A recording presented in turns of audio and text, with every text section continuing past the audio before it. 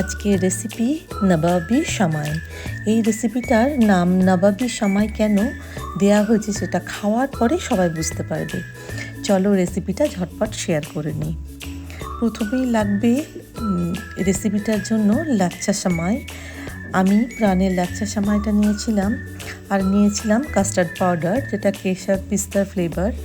এটা নিলে স্বাদ ভালো হয়। প্রথমে সামাইটাকে একটু ঝুড়ো ঝুড়ো করে নিয়ে ঘিতে অল্প করে ভেজে নিতে হবে।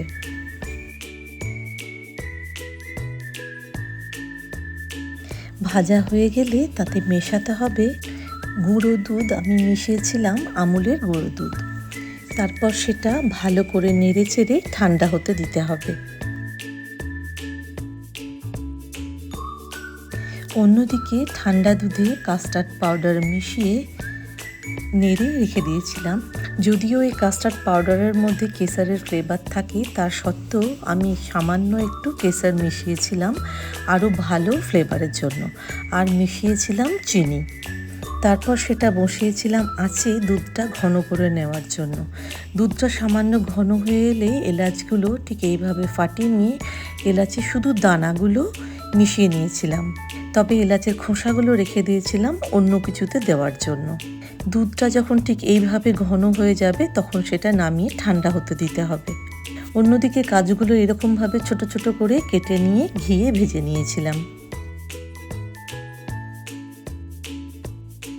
আর কিছুটা চিনি গুঁড়ো করে নিয়েছিলাম ওই সামাইটার মধ্যে মেশানোর জন্য।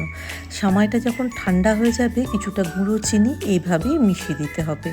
তারপর নেড়ে চেড়ে সেটা আবার রেখে দিতে হবে। এবারে মেন পার্ট, এরকম একটা পাত্রে আগে সামাইয়ের একটা লেয়ার দিতে হবে। তার ওপরে ওই কাস্টার্ড মেশানো দুধটা দিয়ে ভালো করে লেয়ারিং করে, তার উপরে ভাজা কাজু আর কিশমিশ দিয়ে, তার উপরে আবার ভাজা সামাই, তার উপরে আবার দুধের কাস্টার্ড, এইভাবে সাজিয়ে কিছুক্ষণ রেস্টে রেখে দিতে হবে।